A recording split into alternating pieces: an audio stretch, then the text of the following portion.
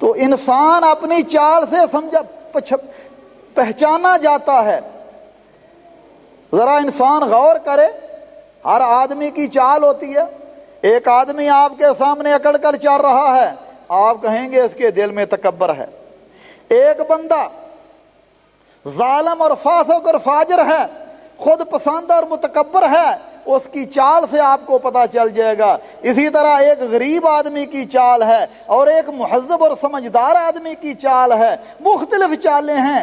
انسان کے اندر کو آپ اس کی چال سے پہچان سکتے ہیں۔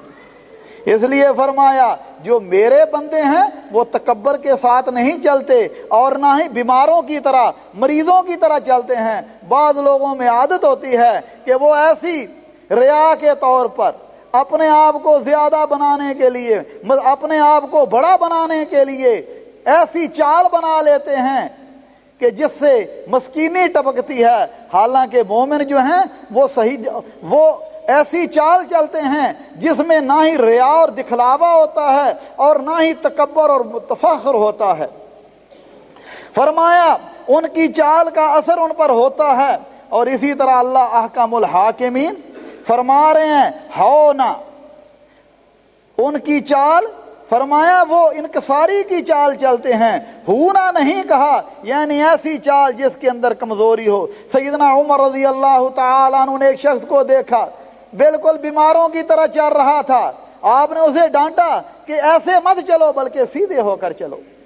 فرمایا وَإِذَا خَاطَبَهُمُ الْجَاهِلُونَ قَالُوا سَلَامًا، اور جب ان کا واسطہ جاہلوں کے ساتھ ہوتا ہے، ایسے لوگ جو بحث کرتے ہیں، فضول بحث، ذرا سی بات پر بات کی کھال ادھیڑنے والے، مقصد کیا ہے کہ دوسرے کو نیچا دکھایا جائے، دوسرے کا مذاق اڑایا جائے۔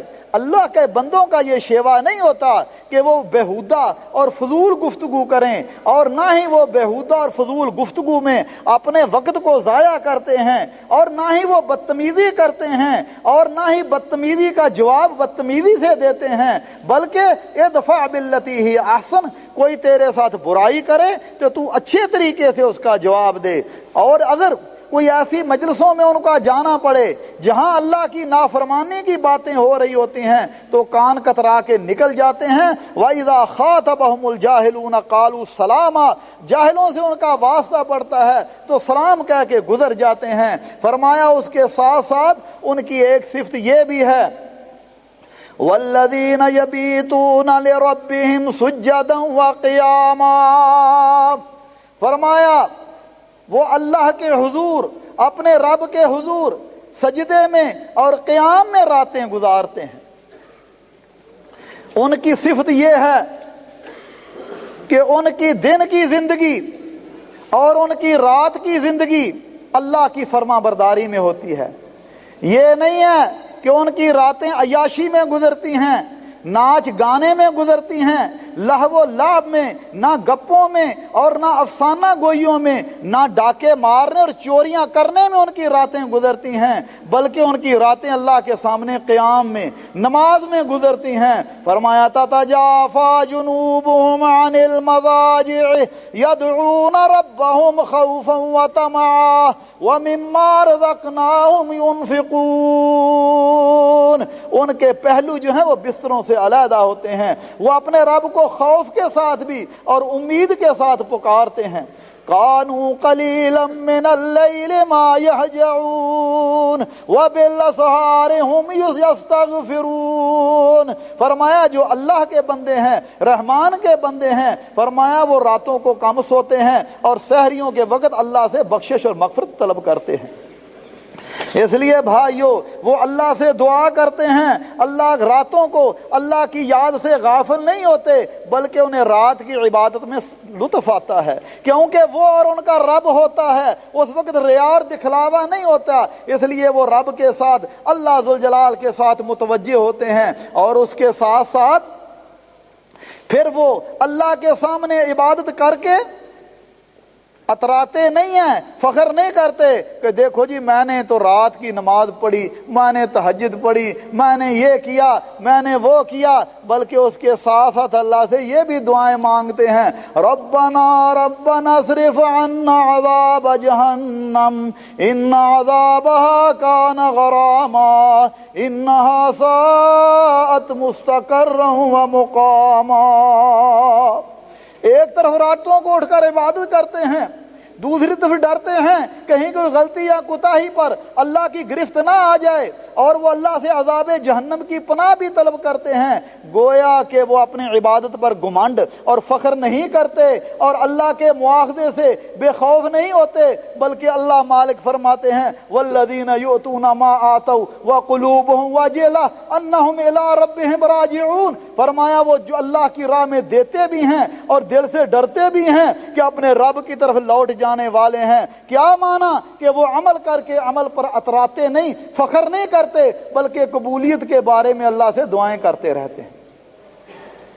اس لیے بھائیو, اگر کوئی غلطی ہو گئی اللہ سے معافیاں مانگتے ہیں, ربنا اصرف عنا عذاب جہنم, اللہ ہمیں جہنم کے عذاب سے بچائے رکھنا, ان عذابها کان غراما, اور اللہ اس کا عذاب ٹلنے والا نہیں ہے, اور وہ جگہ قرار جائے قرار جو ہے وہ بہت ہی بری ہے اور مقام بھی برا ہے. اس کے بعد اللہ مالک فرماتے ہیں, ان کی صفات کا ذکر ہو رہا ہے, والذین اذا انفقوا لم یسرفوا ولم یقتروا وبین ذلک قواما. فرمایا وہ جو خرچ کرتے ہیں نہ ہی اس میں اسراف کرتے ہیں اور نہ ہی بخل کرتے ہیں, نہ ہی فضول خرچی اور نہ ہی بالکل ہاتھ کو بند رکھنا. وَكَانَ بَيْنَ ذَلِكَ قَوَامًا. فرمایا ان دونوں انتہاؤں کے درمیان اعتدال کی راہ اختیار کرتے ہیں.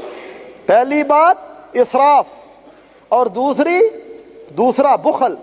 اسراف کیا ہے کہ انسان اپنی ضرورت سے زیادہ اپنی جائز ضرورتوں پر پیسہ خرچ کرے, مثلا سامان خرد و نوش پر, کپڑوں پر, مکان پر, شادی اور بیاہ پر اپنی ہمت سے زیادہ. اسلام نے اس فضول خرچی کو روک دیا ہے. اور ایک تبذیر ہے کہ ناجائز کاموں پر خرچ کرے. تبذیر کیا ہے؟ ناجائز کاموں پر, جیسے شراب نوشی ہے, میلوں ٹھیلوں پر, قمار بازی پر, شادی بیاہ کے موقع پر لوگ آتش بازی کرتے ہیں اور طرح طرح کے رنگ راہ کرتے ہیں, یہ بالکل حرام ہے. اسی طرح ایک اسراف ہے اور اس کی ضد بخل ہے. بخل یہ ہے کہ انسان پیسہ جوڑ کر رکھتا ہے, نہ اپنے اوپر خرچ کرتا ہے, نہ اپنے بیوی بچوں کی جائز ضرورتوں کو پورا کرتا ہے.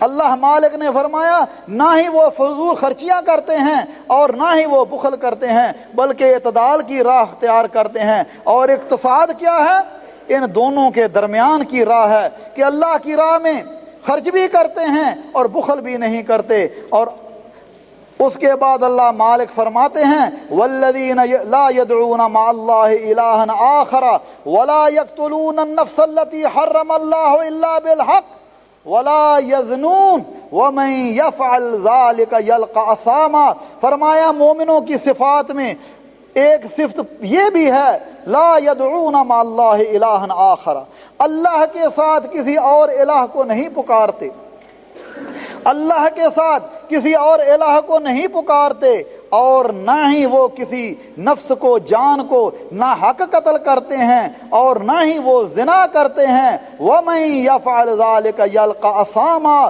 فرمایا جو شخص ایسے کام کرے گا اس کی سزا پا کر رہے گا. تو میرے بھائیو دوستو, عباد الرحمن کی اللہ نے صفت بیان فرمائی, فرمایا لا يدعون مع اللہ الہا آخر, اللہ کے سوا کسی کو نہیں پکارتے, کیونکہ پکارنا بھی عبادت ہے. الدعاء هو العبادہ. رسول اللہ صلی اللہ علیہ وسلم نے فرمایا دعا ہی عبادت ہے, اور اگر دعا عبادت ہے تو پھر اللہ سے ہی کرنی چاہیے. اللہ کے علاوہ کسی اور سے دعا کرنی یہ اللہ کی عبادت میں شرک ہے, اللہ کی عبادت میں شرک ہے.